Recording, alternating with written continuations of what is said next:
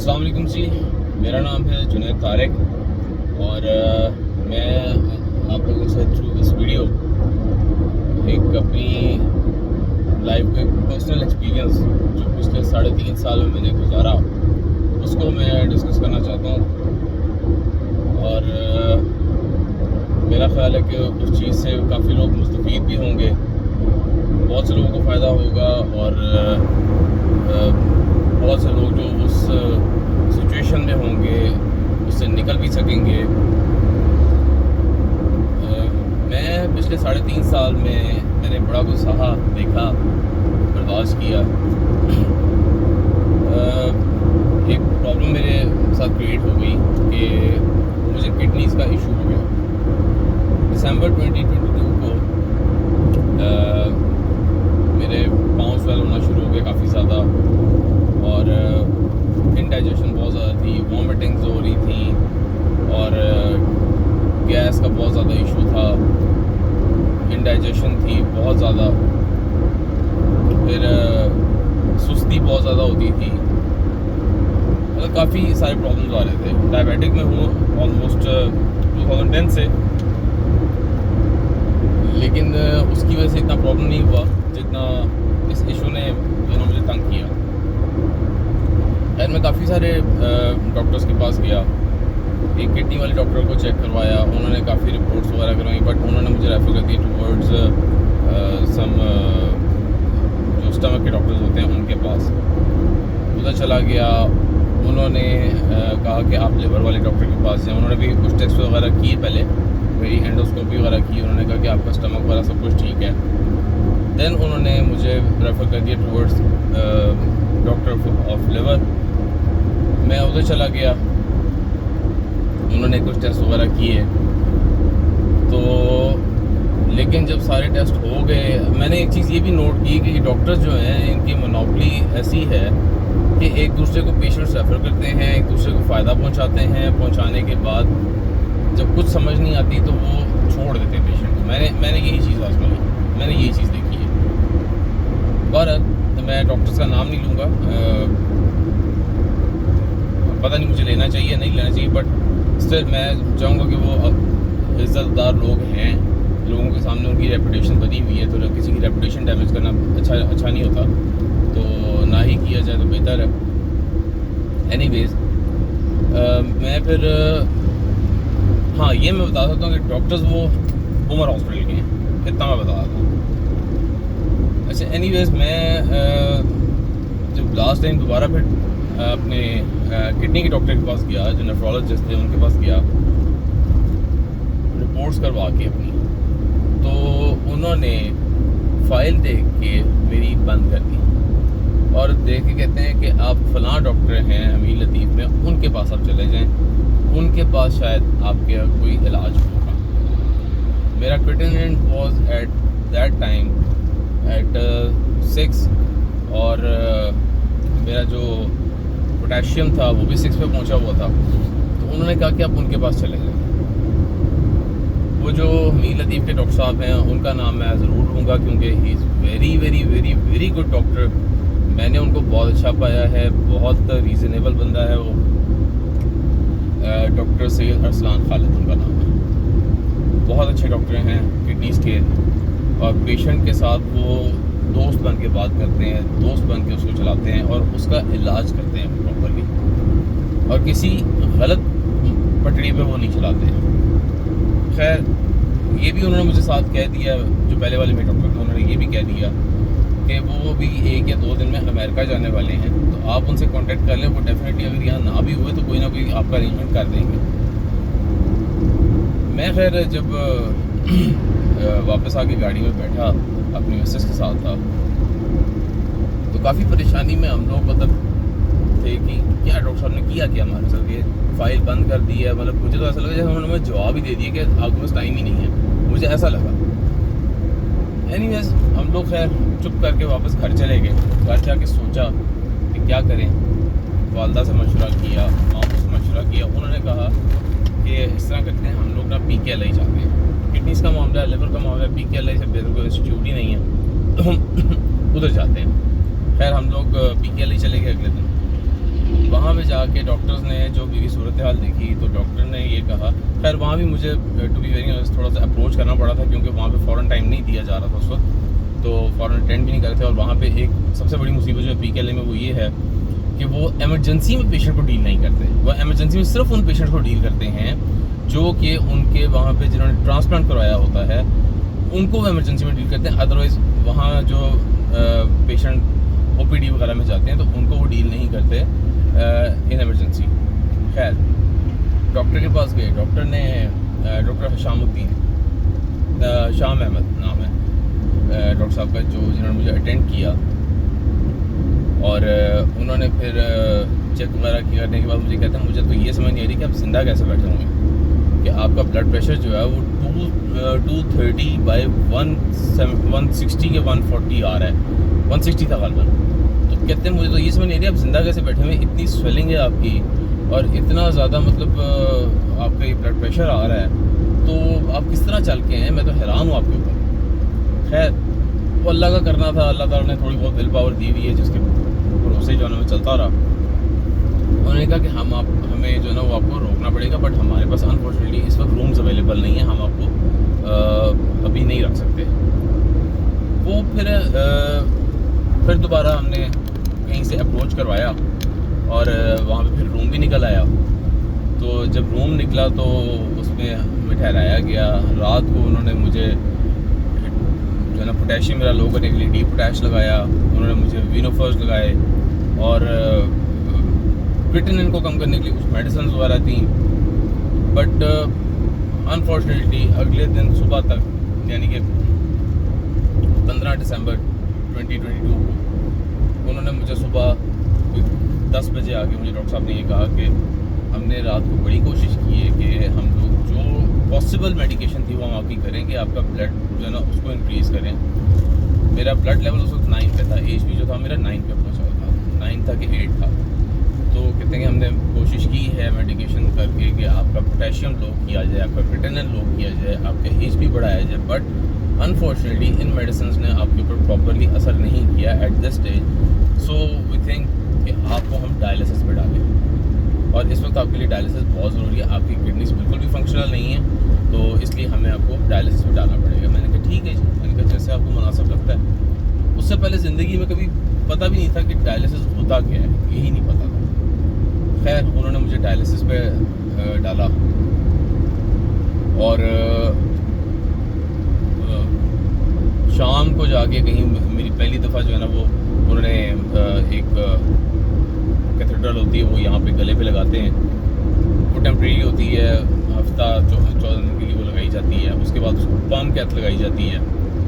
अब इन्होंने 14 दिन मुझे अपने पास रखा। 14 दिन अपने पास रखने में इन्होंने क्या किया, सिर्फ मेरे डायलिसिस किया और इन्होंने मुझे एट दी एंड जो है ना वो पम्प कैथ लगा के इन्होंने फारिग कर दिया और मेरा कोई इलाज नहीं हुआ 14 दिन में। और बिल इन्होंने हमें माशाल्लाह से पकड़ा दिया को 3.5-4 लाख रुपए का। मतलब काम ऐसा कुछ नहीं हुआ, बट सिर्फ डायलिसिस हुए और टेम्परेरी जो कैथेड्रल होती है वो लगाई और उसके बाद पम्प कैथ लगा के हमें फारिग कर दिया। खैर ये एपिसोड गुजरा, उसके बाद हम लोग जो है ना वो सेहत कार्ड के पीछे लग गए कि सेहत कार्ड चले तो उसके ऊपर जो है ना वो डायलिसिस वगैरह करवाया जाए। पता चला था कि सेहत कार्ड के ऊपर डायलिसिस हो जाते हैं, लेकिन PKLA में सेहत कार्ड एप्लीकेबल नहीं होता। ये भी एक नई बात पता चली थी। हालांकि सेमी गवर्नमेंट है, वहाँ पे होना चाहिए। अब शायद कहते हैं कि अब शायद चल पड़ा है, मुझे अभी एग्जैक्टली नहीं पता, बट मेरे सुनने में है कि चल रहा है अब वहाँ पे। खैर हम लोग फिर पता कराते कराते जो है ना हमीद लतीफ़ का पता चला कि हमीद लतीफ़ में जो है ना डायलिसिस उस पर होता है सेहत कार्ड पे। हम लोग हमीद लतीफ़ जाना शुरू हो गए।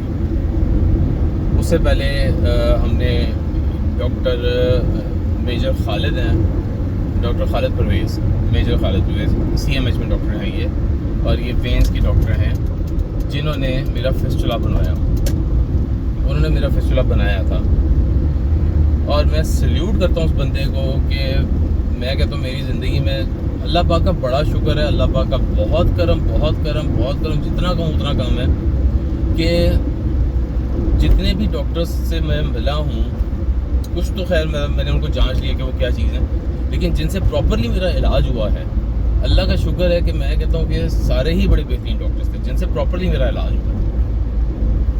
खैर वो मैं डॉक्टर खालिद गुरेज के पास गया, उन्होंने फिस्टुला का मुझे टाइम दिया, मैं फिस्टुला बनवाने गया। अल्लाह का शुक्र है कि आज 4-4.5 साल हो गए हैं, 4.25 साल हो गए हैं, मेरा फिस्टुला को आज तक कुछ नहीं हुआ अल्हम्दुलिल्लाह। ना ड्यूरिंग डायलिसिस, ना उसके बाद कभी, मतलब जब मैं आपको आगे बताऊंगा कि ट्रांसप्लांट की भी एक अलग कहानी है। ट्रांसप्लांट जो है ना मेरा हुआ है अभी तकरीबन कोई 7 महीने हो गए हैं, और अभी तक जो है ना मेरा अल्हम्दुलिल्लाह फिस्टुला बिल्कुल ठीक चल रहा है। और मेरे अक्सर लोगों के मैंने देखा है कि स्वेलिंग हो जाती है, बाजू फूल जाते हैं, बहुत सी प्रॉब्लम्स हो जाती हैं, लेकिन अल्हम्दुलिल्लाह मेरा ये फिस्टुला बना हुआ है यहाँ पे। ये आपको शायद थोड़ा सा बम्प सा नज़र आ रहा होगा मेरे बाजू पे, ये वाला, और यहाँ इस जगह पे फिस्टुला बना हुआ है, इस जगह पे। तो ये सिर्फ यहाँ पे सुई लगती थी जो, और एक यहाँ पे लगती थी, तो यहाँ वाला जो है ना ज़रा सी स्वेलिंग हुई है ये, अदरवाइज़ बाकी सारा बाजू मेरा बिल्कुल ठीक है, कोई प्रॉब्लम नहीं है इसमें, अल्लाह का शुक्र है। तो वो फिस्टुला बना, फिर मेरा रेगुलराइज हो गया डायलिसिस। मैं इधर से मीर लतीफ़ में डायलिसिस कराना शुरू हो गया। पहले 6 माह तो इट वॉज क्वाइट वेल, ठीक था, कोई ऐसा इशू नहीं था, मतलब चीज़ें ठीक चल रही थी। ब्लड प्रेशर का इशू था, ऊपर नीचे होता रहता था, वो वॉमिटिंग्स होती थी डायलिसिस के बाद, कभी कुछ खा लिया ज़्यादा या कुछ इस तरह का, फ़ौरन कुछ खा लिया तो फिर प्रॉब्लम्स होती थी। Otherwise everything was going quite well. तो मैंने फिर काम भी दोबारा स्टार्ट कर दिया। By the way I am a lawyer by profession, लेकिन पिछले कोई तकरीबन 3.5 साल मैंने ये जो गुजारे हैं इसमें, पहले 6 माह तो मैंने प्रैक्टिस की, जॉब की मैंने कहीं पे, लेकिन फिर उसके बाद मैंने जो है ना वो छोड़ दिया, क्योंकि मेरी हालत जो है ना ख़राब होना शुरू हुई थी 6 महीने बाद, और काफ़ी ज़्यादा प्रॉब्लम हो गई थी। मुझे हेपेटाइटिस सी हो गया, वो भी अक्सर डायलिसिस के पेशेंट्स को हो जाता है थ्रू मशीन, तो वो जो ना मुझे प्रॉब्लम हो गया उसका, हेपेटाइटिस सी का। तो काफ़ी ज़्यादा वीकनेस होना शुरू हो गई, काफ़ी ज़्यादा प्रॉब्लम्स क्रिएट होना शुरू हो गई, तो मैंने फिर वो छोड़ दिया, मतलब मेरे से काम नहीं रखा गया ना कंटिन्यू। उसके बाद मैं मिला डॉक्टर अरसलान खालिद को। उनसे जब मैं मिला, उन्होंने मेरी रिपोर्ट देखी for the very first time, तो ही सेड कि बेटा मुझे ये बताओ कि तुम्हें डायलिसिस पे किसने डाला। मैंने कहा PKLI वालों ने डाला, और किसने डालना मुझे। मैंने कहा रिपोर्ट्स आपके सामने हैं। कहते हैं तुम्हारी रिपोर्ट्स जो है ना वो बताती हैं कि तुम्हें डायलिसिस पे डालना नहीं चाहिए था, तुम डायलिसिस के पेशेंट थे ही नहीं। जो तुम्हारा क्रेटिनिन है और पोटेशियम है, ये दोनों चीज़ें मेडिकेशन से, प्रॉपर मेडिकेशन होती है अगर, तो इन दोनों चीज़ों को डाउन किया जा सकता था। और एक और चीज़ जो है सबसे बड़ी बात वो ये कि पोटेशियम और क्रेटिनिन को एक साथ नीचे नहीं लाया जाता। सबसे पहले क्रेटिनिन को नीचे लाते हैं, आफ्टर दैट पोटेशियम पे जो है ना वो काम किया जाता है, ठीक है। लेकिन पोटेशियम के लिए भी साथ साथ मेडिकेशन देते हैं, स्लो मेडिकेशन। क्रेटिनिन को लो करते वक्त स्लो मेडिकेशन दी जाती है पोटेशियम के लिए, ताकि वो बढ़े ना। तो उसको जो है ना कम करने के लिए बाद में काम किया जाता है, पहले क्रेटिनिन को कम किया जाता है। और तुम्हारा जो केस है उसमें बड़े आराम से मेडिकेशन पे जो है ना ये सारा कुछ हो जाना था, कोई प्रॉब्लम नहीं था। लेकिन चलो जो होना था सो हो गया, उसको रोना क्या है। तो मैंने किसी तरह हो सकता है कि डायलिसिस से वापस आया जाए, क्योंकि मैंने सुना था कि बहुत सारे पेशेंट्स ऐसे होते हैं कि डायलिसिस 1-2 दफ़ा होते हैं वापस आ जाते हैं। उन्होंने कहा बेटा मोजे होते हैं, और वो मोजे करने वाला ऊपर बैठा हुआ है, तो मोजा वो कर दे तो डायलिसिस ख़त्म हो जाता है, अदरवाइज जो ना बड़ा मुश्किल होता है, क्योंकि आपकी जो बॉडी है वो आदी हो जाती है मशीनरी पे काम करने की। तो इसलिए उसको अपने ऊपर डिपेंड करने के लिए बॉडी को बड़ा टाइम लगता है, उसको एक पावर चाहिए होती है, जो कि डायलिसिस के पेशेंट को के अंदर वो पावर ख़त्म हो चुकी होती है। बस फिर अल्लाह पे भरोसा किया, अल्लाह पे तवक्कल किया, और डायलिसिस करवाते गए 3 साल मैंने डायलिसिस करवाए। बहुत सारी प्रॉब्लम्स बीच में फेस की, फाइनेंशली, घर डिस्टर्बेंस, बच्चे डिस्टर्ब, फैमिली डिस्टर्ब, हर चीज़ जो है ना वो ख़त्म होने के करीब आई हुई थी। और सच्ची बात है कि रिसोर्सेज इतने थे ही नहीं कि हम लोग प्रॉपरली कोई ट्रीटमेंट करवा सकते हैं अपना। ट्रांसप्लांट का सोचा, ट्रांसप्लांट के लिए पैसे बहुत चाहिए, वो पैसे कोई नहीं है।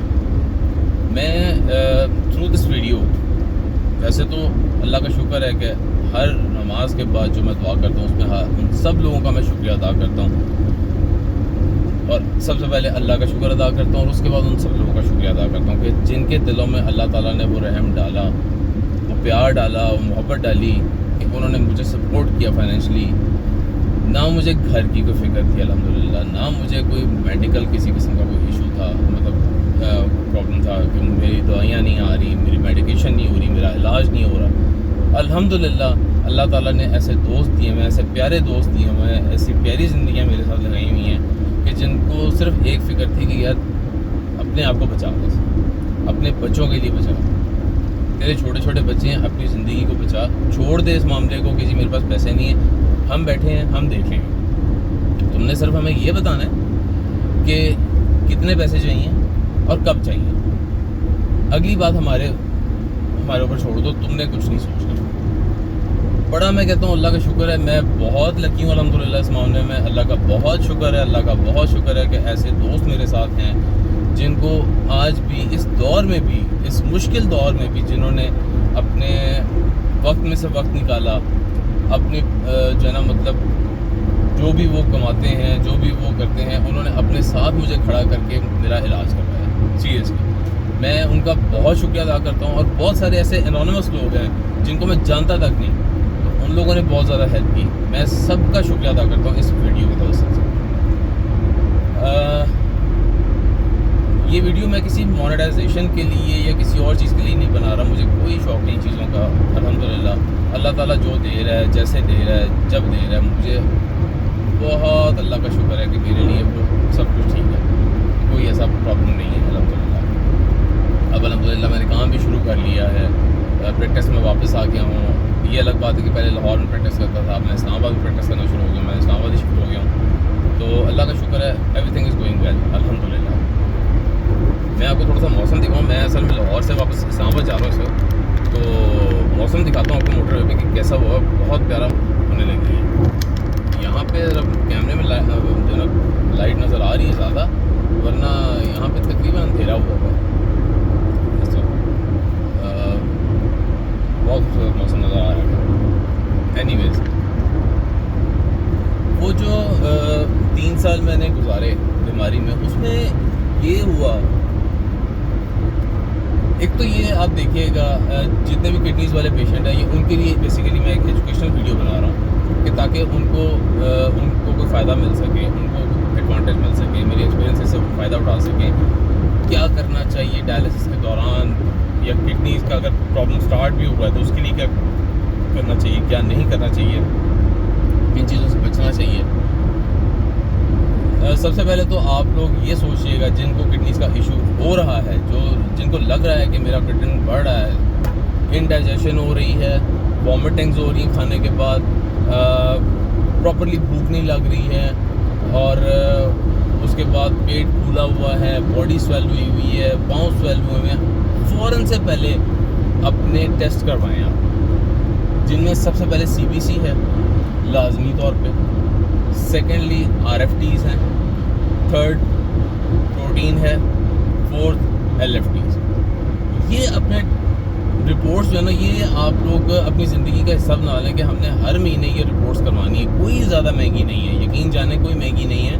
अगर ज़िंदगी से आपको प्यार है तो ये ज़रूर करें, ये ज़रूर करें आप कि हर महीने अपनी आदत बना लें कि मैंने ये टेस्ट करवाने हैं, ताकि आपको अपने ब्लड की, अपनी बॉडी की सिचुएशन पता चलती रहे कि हम किस जगह पर जा रहे हैं। ब्लड प्रेशर को सुबह उठते साथ आप जो है ना वो चेक करें, फिर उसके 3-4 घंटे बाद नाश्ता वगैरह करने के बाद जो है ना फिर दोबारा चेक करें। दिन में कम से कम 3 एक बार ज़रूर ब्लड प्रेशर चेक करें अपना, लाजमी तौर पे।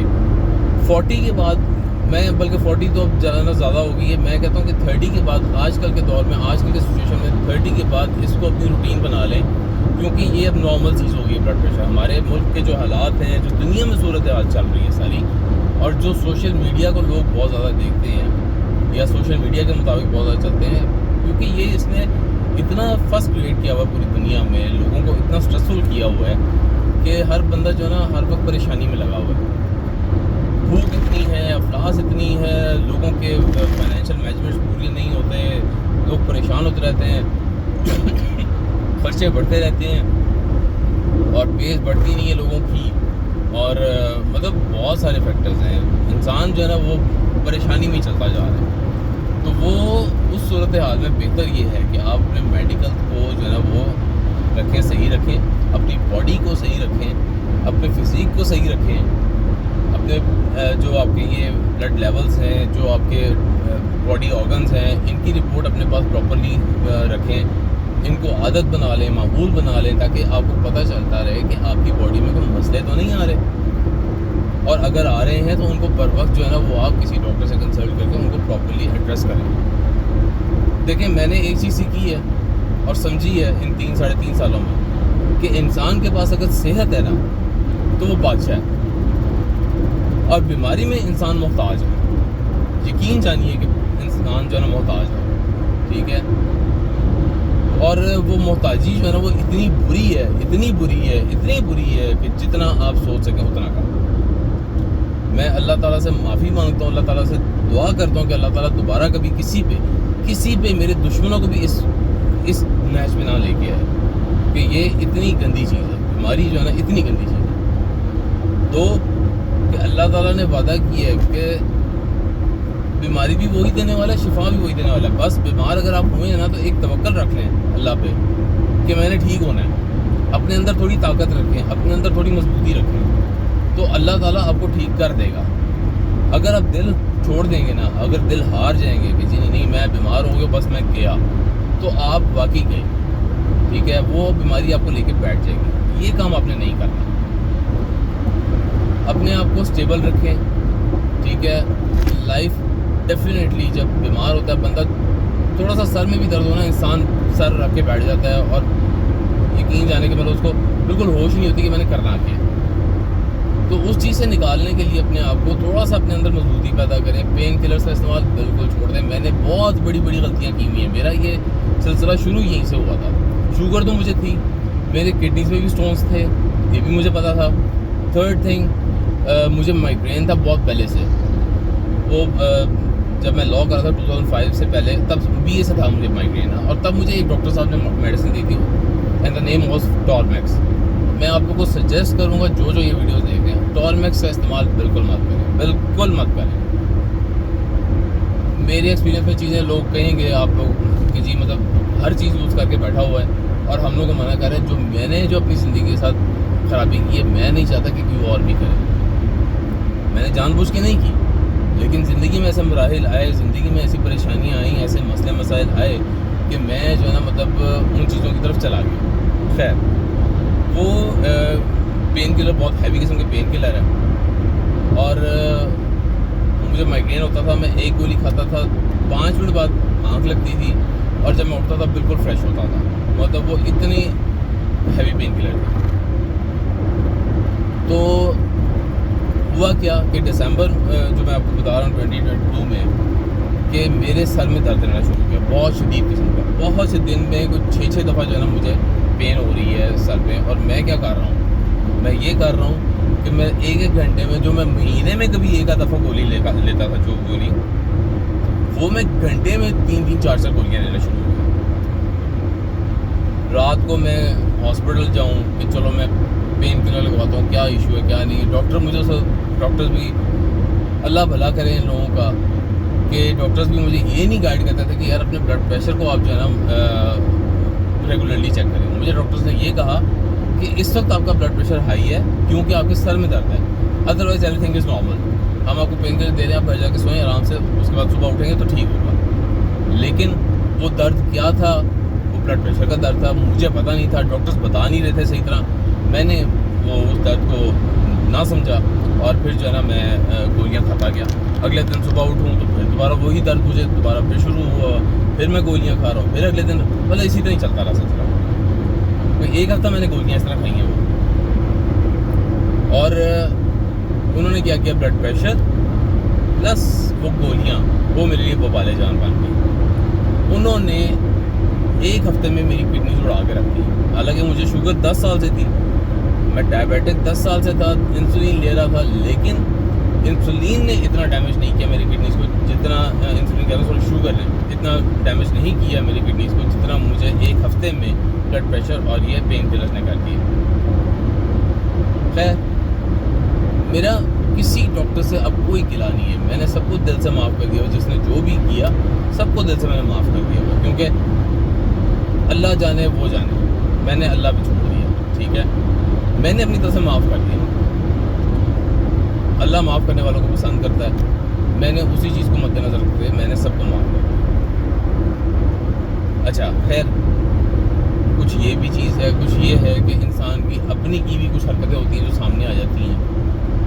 मेरे साथ वो भी मामला है, मैं सच बोलूँगा, यहाँ पे झूठ नहीं बोलता, मेरी अपनी भी कुछ मामला हैं ऐसे, जो कि मैं गलत रास्तों पे चढ़ गया था, कुछ ऐसे लोग मिल गए थे जिन्होंने मतलब इस राह पे चला दिया, गलत चीज़ों में डाल दिया, वो दिमाग की ख़राबी जो है ना वो उस साइड पे ले गई। और नशा नुशा नहीं किया, नशा वगैरह नहीं किया, लेकिन वैसे जो है ना और तरह के कुछ काम थे जो कि कर दिए, और उसके बाद पछतावे भी बहुत, लोगों से नाराज़गी भी बहुत। लेकिन मैं उन लोगों को भी सलाम करता हूँ जिनको मैंने नाराज़ किया, कि वो भी इस 3-3.5 साल में अभी तक मेरे साथ है, अभी तक मेरे साथ है। मैं उनको गलत नहीं कहता, गलत तो मैं ही हूँ, मुझे पता है वो गलत तो मैं ही हूँ, लेकिन उनका बड़कपन है, उनकी मोहब्बत है, उनके दिल बहुत बड़े हैं कि वो लोग अभी भी मुझ पर एतबार ही मैं कहूँगा, शायद एतबार भी करते हो, लेकिन उन्होंने एटलीस्ट मुझ पर रहम ज़रूर किया, मेरी बीमारी को देखकर मुझ पर रहम ज़रूर किया, ये मैं ज़रूर कहूँगा। मैं उस चीज़ के लिए अल्लाह से बहुत माफ़ी मांगता हूँ, और उन लोगों से भी माफ़ी मांगता हूँ जिनको मैंने तंग किया, जिनको मैंने नाराज़ किया, जिनके साथ मैंने गलत किया, मैं उनसे बहुत ज़्यादा माफ़ी पाऊँ। लेकिन इंशाअल्लाह ताला ज़िंदगी में अल्लाह ताला ने जितनी मेरी लिखी है, मुझे नहीं पता, वो अल्लाह को पता है, लेकिन जब भी मौका हुआ, जब भी मुझे अल्लाह ताला ने इस काबिल किया, मैं उनको उस जगह पे वापस ज़रूर लाऊंगा जहाँ पे मैंने उनके साथ गलत किया था। मैं उनके वो मामला ज़रूर ठीक करूँगा, ये मेरा उनसे वादा है इंशाअल्लाह ताला। मेरा अल्लाह से भी वादा है, और मेरा अल्लाह ही है जो मुझे उस जगह तक वापस लेके आएगा इंशाअल्लाह ताला। मुझे अल्लाह पे बड़ा भरोसा है। ये ज़िंदगी में अब जो है ना वो चेंज आया है मेरी, लेकिन आया बीमारी के बाद है। पहले आना चाहिए था, ठीक है, इंसान से गलतियाँ होती हैं, सब कुछ होता है, लेकिन पहले आना चाहिए था, बहुत लेट आया, समझ में आया। शायद ये वो चीज़ थी कि जिसमें अल्लाह ताला याद करवाता है इंसान को कि मैं हूँ, और शायद मुझे अब पता चला है कि वाकई अल्लाह है। क्यों? क्योंकि बीमारी से निकालने वाला अल्लाह था। मैं जहाँ कहीं फंसा हूँ, इस बीमारी में, इन 3-3.5 सालों में जहाँ कहीं फंसा हूँ, मैं ऐसे निकला हूँ, अल्लाह से एक दुआ करने के बाद ऐसे निकला हूँ मैं उस जगह से कि मुझे लगता है जैसे मौत ही हुआ। और अल्लाह का शुक्र है कि मैं इस रास्ते पे वाकई आ गया हूँ। अब जो चीज़ है वो ये कि मैं फिर दोबारा कहूँगा कि मैं इस वीडियो के थ्रू उन सब लोगों से माफ़ी हूँ कि जिनको मैंने नाराज़ किया था, और मैं इंशाअल्लाह ताला उनको वापस उस जगह पे लाऊँगा इंशाअल्लाह ताला। इस वीडियो को मैं आगे बढ़ाऊँगा अपने सारे एक्सपीरियंसेस के साथ कि कैसे मैंने 3 साल निकाले, कैसे मैंने सारे मामला किए, मेरी वाइफ का क्या रोल था, मेरी मदर का क्या रोल था, मेरे मामू का क्या रोल था। हर बंदे का एक अपना सेपरेट रोल था इसमें। मेरे साथ खड़े हुए थे लोग, मेरे दोस्त बहुत ज़्यादा मेरे साथ लगे रहे हैं। अल्लाह का शुक्र है। मेरे पास ट्रांसप्लांट के लिए डोनर्स थे, वो भी मैं आपको बताऊंगा कि वो उनके साथ क्या हुआ क्या नहीं हुआ। फैमिली के डोनर्स थे, फिर ट्रांसप्लांट कैसे हुआ, ये सारी चीज़ें इंशाल्लाह ताला मैं आपको बताता रहूँगा। और उम्मीद करूँगा कि जो किडनी पेशेंट्स हैं, जो भी इस वीडियो को देख रहे हैं, वो अपने साथी जो लोग उनके साथ डायलिसिस, क्योंकि डायलिसिस में मुझे पता है कि लोग क्योंकि करवाते रहे, तो वो जो डायलिसिस इकट्ठे साथ करवा रहे थे लोग, तो वो एक ना फैमिली सी बन जाती है, लोगों के साथ ताल्लुकात बन जाते हैं, एक दूसरे की बीमारियाँ जो है वो पता चलती रहती हैं, मेडिसिन डिस्कस होती हैं, बहुत सारी चीज़ें जो है वो डिस्कस होना चाहिए। बारिश हो रही है माशाल्लाह से, बड़ा अच्छा मौसम हो रहा है। मैं लेट भी हो रहा था, जगह ढूंढ रहा हूँ नमाज़ पढ़ने के लिए, नमाज़ पढ़ ली जाए, काफ़ी लेट हो रहा है। तो वो जो एक फैमिली सी जो बन जाती है ना, उनके साथ ताल्लुक़ भी आपका अच्छा बन जाता है। जो लोग ट्रांसप्लांट करवा लेते हैं उनके लिए, बल्कि बाकी लोगों के लिए खुशी होती है कि यार हम में से एक बंदा जो है निकला है, उसने ट्रांसप्लांट करवा लिया और अल्हम्दुलिल्लाह वो ठीक है। तो ऐसा होता है, आ गई है जी, जगह हमें मिल गई है और हम नमाज़ पढ़ लेते हैं। तो इंशाअल्लाह ताला फिर आपको इस तरह से जो है ना वो मैं बताता रहूँगा। मैं सॉरी बात ये कर रहा था कि जो फैमिली इस तरह बन जाती हैं या जो मतलब ताल्लुकात बन जाते हैं डायलिसिस रूम्स में, तो लोग एक दूसरे को फिर वीडियो शेयर करें ताकि उनको इल्म हो, नॉलेज हो, पता चले कि डायलिसिस में क्या कुछ होता है और क्या कुछ करना चाहिए, कैसे मैनेज करना चाहिए चीज़ों को। तो इंशाअल्लाह ताला आपके साथ राब्ते में रहूँगा अगली वीडियो में, और दुआ कीजिएगा मेरे लिए भी और मेरी तरफ से भी आप लोगों के लिए बहुत दुआएं। अल्लाह ताला आप लोगों को सेहत अता करे, अल्लाह ताला हर किसी को अपने ज़ुबान में रखे, अल्लाह ताला सबके रिज़्क़ में इजाफ़ा करे, सबके बच्चों को सलामत रखे, आप सबको सेहत वाली लंबी उम्र अता करे और बहुत खुशियाँ दे। अपना बहुत ख्याल रखिएगा। इंशाअल्लाह मिलते हैं अगली वीडियो में। अस्सलाम वालेकुम।